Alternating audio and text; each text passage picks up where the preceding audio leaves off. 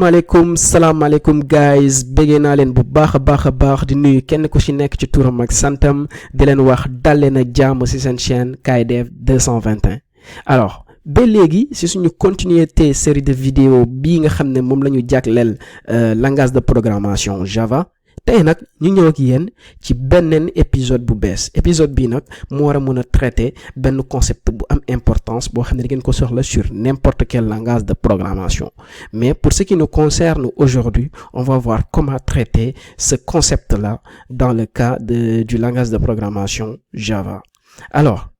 concept boobu noonu lu mu doon mooy concept tableau de données. Tableau de données boo déggee tableau de données mooy tableau boo xam ne dafay contenir ay données.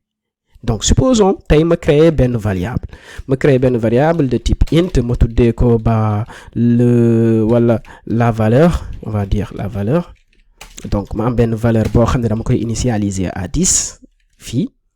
lii moo nekk maa ngi wax ordinateur bi créer ma benn espace mémoire boo xam ne damay denc 10 ci biir nga jël tour bi nga tuddee ko la valeur léegi ordinateur bi moom dafay créer benn espace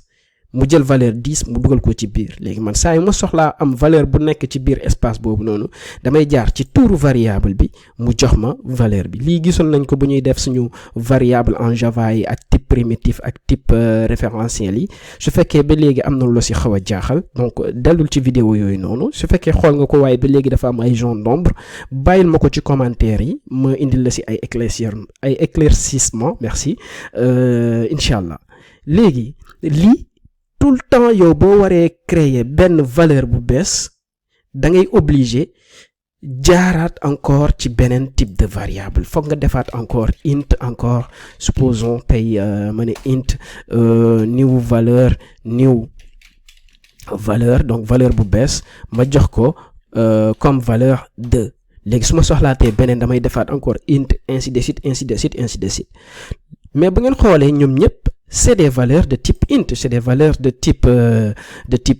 entière. Donc comme c'est des valeurs de type entière, est-ce que amuñu dara loo xam ne mën nañu regrouper suñu valeur de type entière yi yëpp de telle sorte que au lieu que ñuy am plusieurs espaces mémoire ñu am benn espace mémoire boo xam ne ci biir foofu la ñuy denc lépp lu ñu soxla ñu dem jëli ko. Pour loolu nag Java mu indi loo xam ne moom la ñuy wooyee les tableaux de données. Donc les tableaux de données tey su ma waree créer benn tableau nan laay def damay commencer nii damay def int tak ma ibbi accolade yi ma ne ok tableau lay nekk boo ibbi accolade yi rek mooy da ngay am benn tableau de type int mais tableau de type int bi nan laa koy tuddee supposons ma tuddee ko nombre donc fii may am ay nombre léegi lan mooy nekk kii bi damay def new donc damay ne kii créer ma tableau bu bees léegi damay def new int fii ma ibbiwaat tableau yi léegi su ma ibbiwaatee tableau bi fii nii ci biir supposons désolé damay def point virgule à la fin mais ci biir tableau bi yow da nga war a wax nombre d'éléments yu war a nekk ci biir tableau bi maanaam yow tey ñaata élément nga bëgg a stocker ci biir tableau bi léegi fii supposons ma ne 5 éléments laa bëgg a stocker ci biir tableau bi nañu afficher suñu tableau bi ma def benn soute system.out.println pour afficher à l'écran fii ma def nombre donc nombre bi laa bëgg a afficher mais li su ma ko afficher actuellement lu ngeen di remarquer mooy ni ki benn adresse mémoire lañ ñu envoyé moom lañ ñu afficher mais en réalité man bëgguma afficher adresse bi man la laa bëgg a afficher mooy tableau bi sax ci boppam pour loolu damay jaar ci type référentiel yi donc gisoon nañu type référentiel yi damay wax arrays point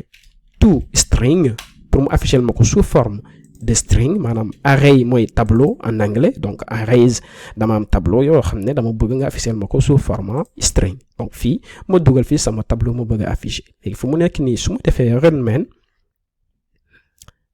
daf may afficher sama tableau bi ak nombre d'éléments yu nekk ci biir parce que bu leen fàttee ni dama wax ni dama soxla benn tableau boo xam ne 5 éléments mooy nekk ci biir moo tax mu créer ma tableau bi par défaut mu dugalal ma fa 5 éléments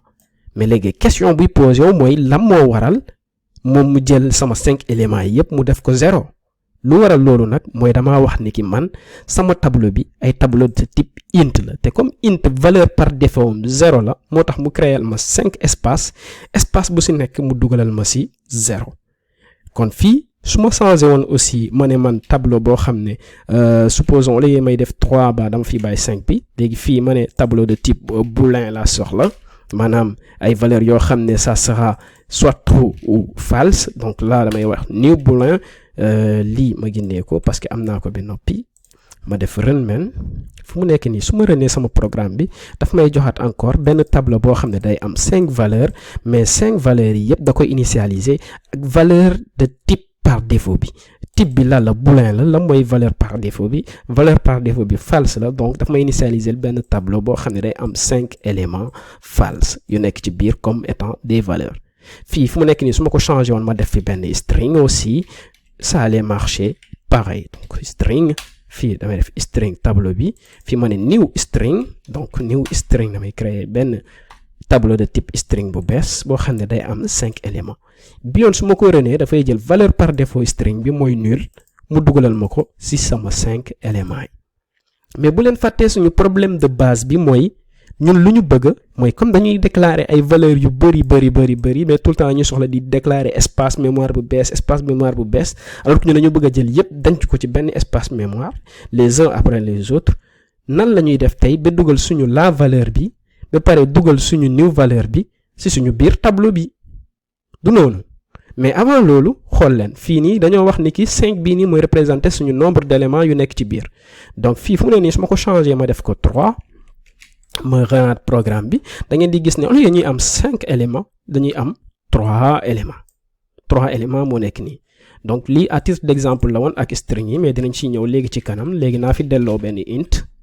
fii aussi ma delloo fi benn int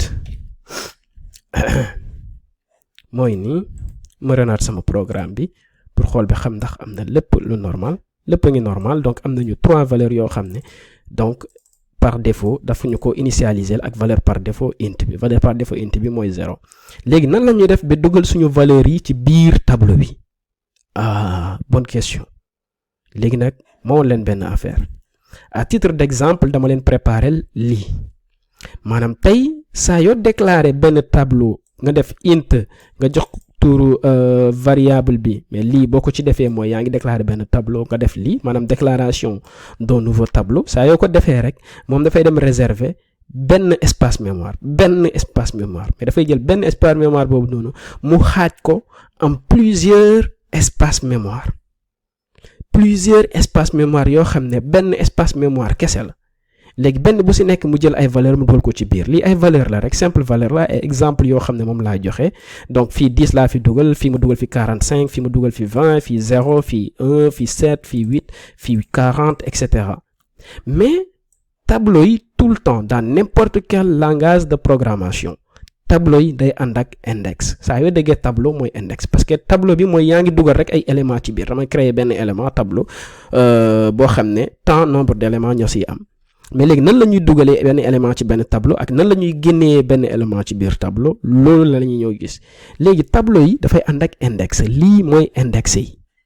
te langage de programmation yu ci ëpp en tout cas man yi ma mës a dajeel yépp index tableau yi tout le temps moom 0 lay commencer kon fii valeur bii nekk fii la mooy indexum 0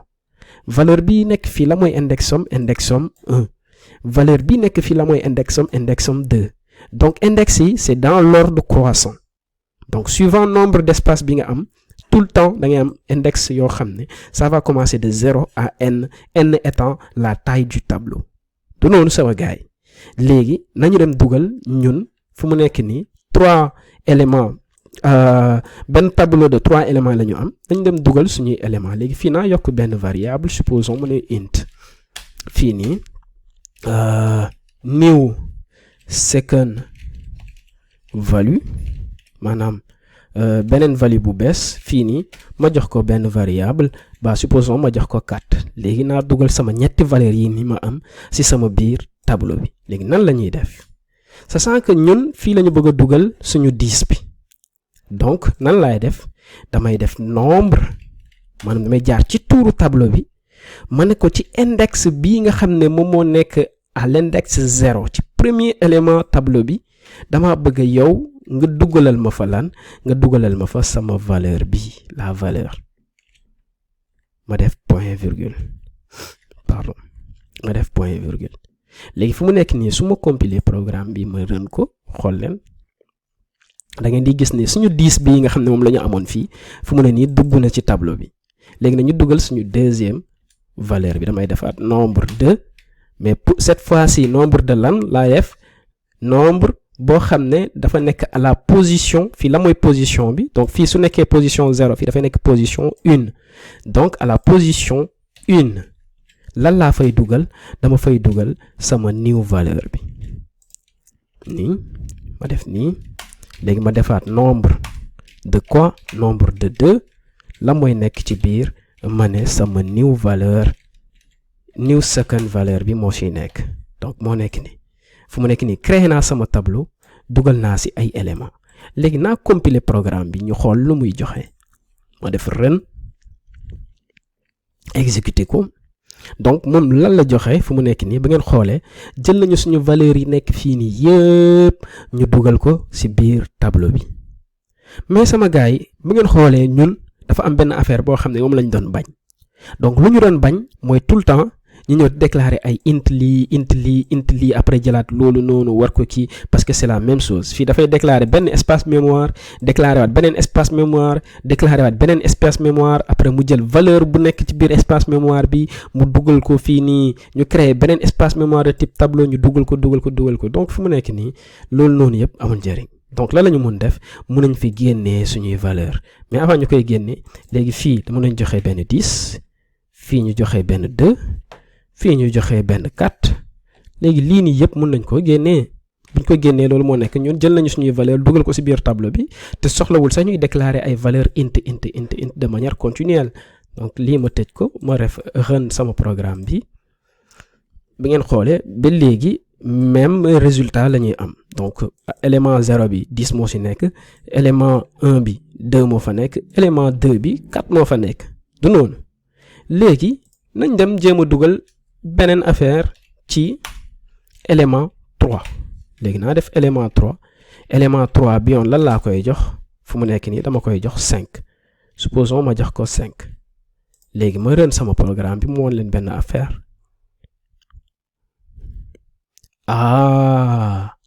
bi yoon dañoo am erreur lan moo waral ñu am erreur bi lan la ñu wax déjà daf ñu ne index 3 out of bound for length 3 léegi mu ne ma at main that main mu ne ñu bu ngeen xoolee ci main suñu classe bii nii main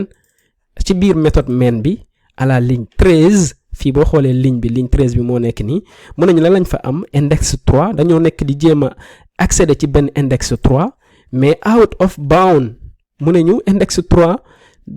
maanaam créé wuñu ko bokkul ci loo xam ne mi ngi ci biir tableau bi la moo waral loolu parce que fii bu ngeen xoolee ñaata élément la ñu am dañoo am 1 élément 2 éléments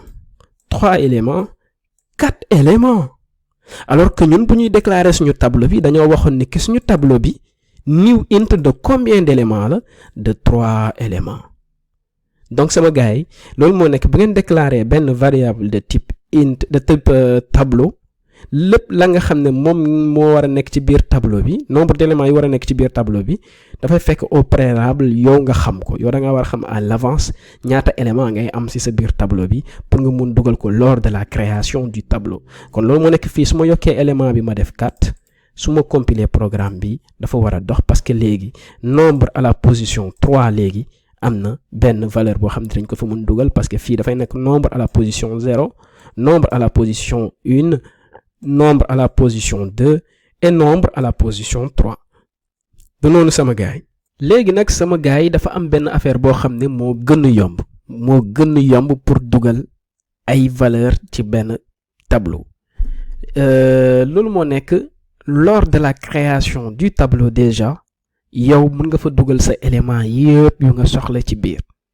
léegi pour loolu nan lañ koy defee ma woon leen vite fait dañuy def benn int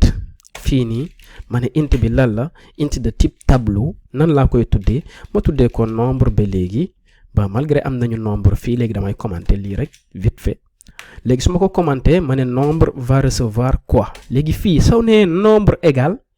da ngay ibbi accolade yi boo ibbee accolade yi ñu teg point virgule ci ginnaaw léegi fii mën nañu joxe suñu valeurs yi yëpp sans def lii nii ligne par ligne pour nekk di ne nombre de 0 égale lii, nombre de lii égale lii. Donc automatiquement fii ñun mën nañ joxe suñu 10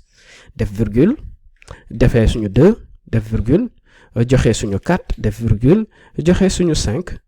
Donc fu mu nekk nii automatiquement soxlawul fii lors de la création ngay wax ni ki ba sama tableau bi tant d'éléments la am. lu waral loolu parce que nombre d'éléments yi nga def fii lors de la construction du tableau automatiquement moom dafay jël loolu noonu comme étant le nombre d'éléments. léegi lii nii mun naa ko commenter, xaaral ma commenter lii yépp, tak ma def étoile fii ma def étoile slash, tak ok, donc amoon na étoile slash. donc fu mu nekk nii lii yëpp dama ko commenter, mais bu ngeen xoolee xaaral ma fermer ko, fii lii rek la ñu am int fii accolade pour wax ni tableau la, nombre ñu ne dañuy am ci biir 10 2 4 5 etc. léegi nañ def runman, suñ defee runman ba léegi même résultat bi la ñuy am sama gars yi, ba léegi même résultat bi la ñuy am. donc yéen ñeneen xool na ngeen ko bëgg a defee. su fekkee yow da nga bëgg a jaar fii nii maanaam da nga def int jox nombre après nga ne new int nga joxe taille di élément yoo xam ne nombre d'éléments yoo xam ne moom nga bëgg a am ci sa biir tableau bi, mais loolu noonu ça implique que saa yoo bëggee dugal benn élément ci biir tableau bi foog nga jaar ci index yi pour dugal ko, wala nga def directement int crochet égal nombre pour déclarer benn tableau, mais la mooy nekk ci biir nga ibbi accolade yi nga joxe say valeurs yoo xam ne yow moom nga bëgg a def ci biir. mi ngi nii valeurs yi yëpp mu leer nañ comme ça ma def nii c'est pas que espace kenn mën ko gis. donc ba léegi boo compiler même résultat bi ngay am. donc c'est à vous de choisir quelle est la meilleure solution donc adaptée par rapport au programme que vous allez écrire, que vous allez devoir écrire je vais dire. léegi fii supposons ma yokk fi beneen ay yeneen valeur ma def 45, après fii ma yokkaat 47, ma yokkaat 89. donc fii plus ngay yokk rek soxlawul ngay am ay array index out of bound exception, donc doo ko am. pourquoi? parce que lors de la création déjà foofu ngay joxe yow sa élément yu war a nekk ci biir tableau bi. donc sama gars bi ngeen xoolee lii nii écriture bi moo gën a facile téeméeri yoon, war a nekk fi di def tout le temps int lii int lii int lii int lii int lii. mais après tableau yi dañoo am seen utilité, dafa am ci ay cas spécifiques ya nga xam ne moom ngay soxla tableau, mu am ay cas spécifiques ya nga xam ne da ngay soxla déclarer ay variables jox leen ay valeurs pour après nga mun bind sa programme bi. donc man actuellement je vous donne les outils, mais dinañ dugg ci biir ak ay exemples plus poussés pour ngeen xam par rapport ak tel cas de figure bu présenté woo ba mooy meilleure solution ba nga xam ne moom nga war a implémenter pour répondre aux exigences quoi du noonu ah. léegi su fekkee fii nii ñun dañoo bëgg a am nombre d'éléments bu nekk ci biir tableau bi, parce que fii sachant que nous on n'a pas spécifié le nombre d'éléments que va comporter notre tableau. donc fii fu mu nekk ni suñu bëggee am nombre d'éléments bi benn affaire bu gaaw dañuy def benn soute lan la ñuy def, dañuy wax suñu tableau bi point length en anglais mooy taille. donc moom la mooy taille bi la moo nekk ci biir. donc bu ñu defee nombre point length fii ñu compiler ko def runman, suñu compiler suñu programme boo leen xoolee lii mooy tableau bi, mais nombre d'éléments yu nekk ci biir ñu ne 7 moo fa nekk. ah ouais 1 donc 3 4 5 6 et 7 donc 7 éléments bu baax moom la ñu am moom moo nekk ci biir tableau bi. mais sama gars yi lii nii day dox pour entier, mais day dox aussi pour chaîne de caractères yi. donc nañu créer benn variable type chaîne de caractères vite fait. ma def string fii nii mu nekk benn supposons nan laa koy tuddee sax ma def chaîne su ma defee string chaîne, mais chaîne bi lan lay nekk fii automatiquement naa joxe samay valeur supposons ma ne Mamadou tak fii ma ne Amadou tak fii ma ne Salif. donc mi ngi nii suñu élément yaa ngi nii. léegi fi mu nekk nii naa duplier ligne bii nii tak ak benn contrôle D ça le fait normalement, et je change ma variable qui est là tac, et là je compile mon programme et je l'exécute. alors qu'est-ce qu'il me dit? expected point virgule, parce que dama fàtte benn point virgule fii, ce qui est tout à fait normal. alors là runman et cette fois-ci mi ngi dox bu ngeen xoolee suñu tableau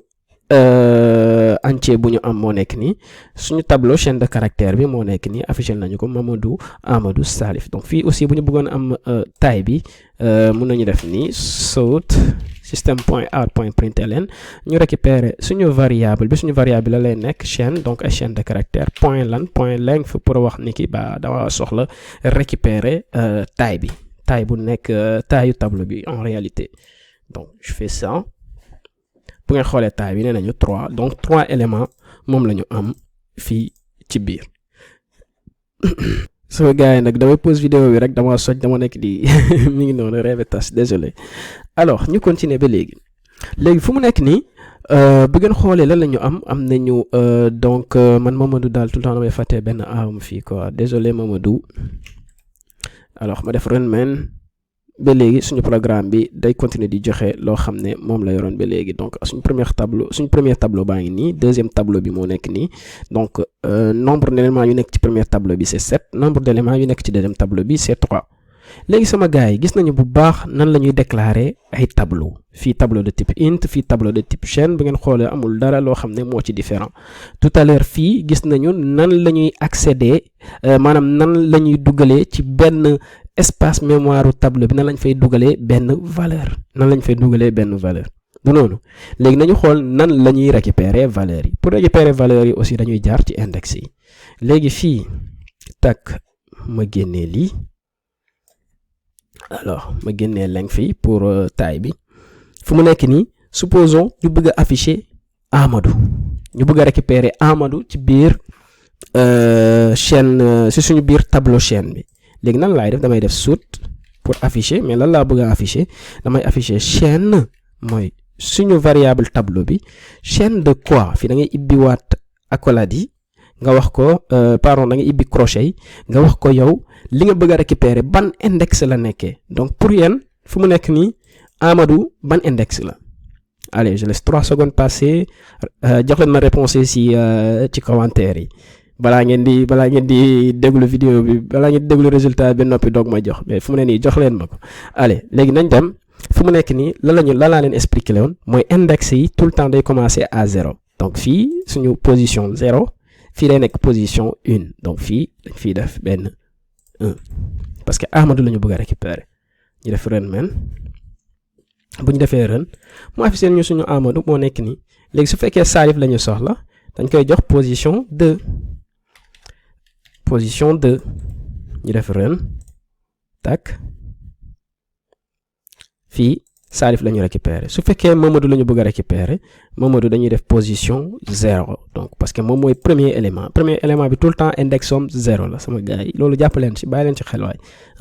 ñu dem léegi fu mu nekk nii récupérer nañu Amadou bu baax a baax du noonu mais léegi dañu récupérer benn index boo xam ne amul ci tableau bi suñu tableau bi 3 éléments la yor donc 3 éléments yi dafay nekk index 0 1 2 donc amul index 3 fu mu nekk nii su ma fi defee 3 tak malgré que 3 éléments la am mais index yi bu leen fàttee 0 lay commencer donc 0 1 2 3 n'existe pas fu mu nekk nii su ma jéemee afficher 3 bi lan la may wax array index out of bound exception donc ba léegi daf may ne yow index 3 bi existé wul ci kii bi donc moo nekk ni exception bi array index out of bound exception loolu moo nekk index 3 bi bokkul ci élément yoo xam ne mi ngi ci biir tableau bi wala à l'index 3 amul benn index boo xam ne indexé nañ ko avec la valeur 3 donc fu mu nekk nii amul loolu moo waral mu def ñu lii donc booy afficher tamit ay benn élément bu nekk ci chaîne bi jéemal fexe bu baax nga xam élément boobu nga bëgg a afficher wala élément boobu nga bëgg a récupérer yow ban kii la nekkee ban index la nekkee du noonu léegi fu mu nekk nii supposons lii dama ko afficher rek mais ma bëgg ko récupérer ci beneen variable supposons suñu tableau bi nga xam ne mooy tableau nombre yi dama bëgg a récupérer variable bu nekk ci biir donc ma bëgg a récupérer lan 45 gars yi sama gars yi 45 war nañ ma ban index la nekkee ci suuf index yi moom dama bëgg ngeen jàpp ko une bonne fois pour toutes comme ça dootu leen sonn ci lépp loo xam ne traitement de type tableau la du noonu léegi fu mu nekk nii naa récupérer int parce que comme tableau int la lépp lu nekk ci biir ay int la donc man naa récupérer sama donnée su ma ko bëggee récupérer damay def benn variable de type int ce qui est tout à fait normal alors là damay def value léegi value bi lan lay nekk fii dama koy wax nombre lan la ñu bëgg a récupérer suñu 45 bi mais nañ dem xool 45 bi moom ban index la nekkee fii 0 1 2 3 index 4 donc fii naa def 4 donc 4 laa bëgg a récupérer pour mën a am sama 45 mais comme récupérer naa valeur bi nekk ci biir tableau bi stocké ko ci benn variable value donc fu mu nekk nii man su ma bëggee afficher valeur boobu noonu lan laay def damay def benn sort donc sort wala sort su leen neexee fii value ma def run main su ma defee run main parce que fii nii valeur 3 bi existé wul donc dama fi bàyyi 2 wala ma commenter ko tak run su ma runee ngeen gis ni récupérer nañu bu baax suñu 45 bi donc su fekkee da nga ko bëgg a afficher mun nga jaar directement fii nga afficher sa tableau de index bi fii nga jox ko index bi su fekkee da nga ko bëgg a récupérer déclarer benn variable nga récupérer ko ci variable boobu noonu nga afficher après nga afficher sa variable wala yaa xam loo ci bëgg a def quoi donc supposons mu bëgg a récupérer su ma waxee naa récupérer 5e élément wu tableau nombre bi ma multiplier ko par 10 après ma afficher ko donc nan laay def 5e élément wu tableau nombre bi ma multiplier ko par 10 après ma afficher ko donc naa def benn int su ma defee int lan laay def damay jël sama 5e élément tableau bi donc lan laay def multiplier par 10 ok multiply par 10 donc pour dire multiplier par 10 donc man désolé sama yenn variable yi des fois par anglais laa koy bindee mais mun ngeen libre à vous de nommer vos variables comme vous voulez du noonu mais jéem a respecter camel case bi quoi waxoon naa ci camel case bi aussi j'espère que comprendre ngeen ko une bonne fois pour toutes donc dañuy dem récupérer suñu 5e élément bi fa la nekk ci benn tableau bu ñu ne tableau nombre donc 5e élément bi lan la war a mun a nekk donc fii dañu am 0 1 2 3 4 5 donc suñu 5e élément bi 47 lay nekk ñu def pardon 5e élément bi ok ñun moom la ñu bëgg a récupérer ñu ne lan la ñuy def dañ koy multiplier par 10 ñu multiplier ko fii par 10 après ñu ne ñu jël loolu noonu ñu afficher ko donc naa def loolu naa def benn sort lan laa bëgg a afficher multiplier par 10 bii nii moom laay afficher mais xar ma afficher ko dernièrement comme ça tout le temps bu féete ci suuf lu ñu intéressé wul mu nekk ci kaw comme fii suñu affichage yi ñu am fii donc tak ma def run main su ma defee run main mu jox ma 470 ce qui est tout à fait normal parce que 5e valeur bi ci tableau nombre bi 47 la boo ko multiplier par 10 da lay jox 477 du noonu sama gars yi donc nii la ñuy récupérer élément en même temps yow élément yoo nga xam ne ñoo nekk ci biir tableau bi à tout moment mën nga ko changer élément yu nekk ci biir tableau bi à tout moment mën nga ko changer léegi nan la ñuy defee loolu léegi ñun nañ jël suñu valeur bi nga xam ne moom la ñu am fii suñu valeur bi nga xam ne moom la ñu amoon mooy nombre à la 4e position donc 4e position bi la moo fa nekk 1 2 3 donc 0 pardon 1 2 3 4 donc 4e position bi 45 moo fa nekk fu mu nekk nii avant ñuy changer suñu benn élément ci tableau bi am na lu fa nekkoon mooy 45 léegi fu mu nekk nii nañu changer suñu élément bi tak pour changer élément bi nan la ñuy def nii maanaam dañuy dem récupérer chaîne pardon pas chaîne bi mais suñu nombre bi damay wax nombre mais nombre bu nekk à la valeur 4 actuellement changer ma ko nga defal ma fa sama valeur bu bees bi mun naa def 890 donc 45 bi laa fi bëgg a génne ma remplacer ko par 890 léegi fu mu nekk nii naa affiché waat tableau bi ma récupéré waat sama tableau nombre bi fii affichage bi ma defoon ma affiché waat ko juste après changement bi donc su ma ko changé ba noppi lan lay joxe ma def nii def run alors su ma defee run suñu première tableau bi buñ ko affiché li moo si nekkoon 10 2 4 5 45 47 et 89 par contre bu ma changé valeur bi ma ne demal jëlal ma tableau bi valeur bu nekk à la position 4 remplacer ma ko ak lii nga xam ne moo fa nekk actuellement mooy 890 bi fu mu nekk nii tableau bi lan la affiché dafa affiché 10 2 4 5 890 donc remplacer na bu baax 45 bi par 890 fii mu nekk 47 fii mu nekk 49 donc tout le temps yow benn tableau boo fa xasee ba def ay valeur wala pour def fa ay valeur su la neexee nga jaar ci index yi mën dugal ay valeur su fekkee aussi yow da ngaa bëgg a récupérer ay valeur yoo xam ne benn valeur boo xam ne da nga ko stocké ci benn tableau mën nga jaar encore par index yi pour récupérer ko comme fii nan laa def récupérer ko après afficher ko wala su fekkee yow da nga si bëgg a def ay calcul donc mën nga ko récupérer moo nekk nii après nga def yow calcul boo bëgg a def après yow valeur calcul bi mën nga ko afficher wala nga def si yow loo ci bëgg a def mais aussi su fekkee yow da nga bëgg a changer benn valeur boo xam ne mi ngi ci biir tableau bi xamal rek ban index la nekkee boo xamee ban index la nekkee après nga changer ko nga ne ok lii la moo fa nekkoon ci index 4 bi remplacer ma ko ak valeur bu bees bi nga xam ne moom laa la passe donc boo ko defee automatiquement mu remplacer ko sama gars yi vidéo bi bëgguma mu gudd trop moo tax dama koy dagg en 2 parties fu mu nekk ni dañoo gis lépp la nga xam ne tableau à une dimension la maanaam tableau boo xam ne juste nii la mel donc benn ay valeur kese ñoo fay nekk mais am na ay tableau à 2 dimensions donc tableau à 2 dimensions tableau ya nga xam ne da ngay am nombre de lignes ak nombre de colonnes autrement dit matrice tableau yooyu noonu nan lañ koy gérer moom la ñuy gis léegi-léegi ci vidéo bii nga xam ne mooy ñëw du noonu léegi-léegi sama gars yi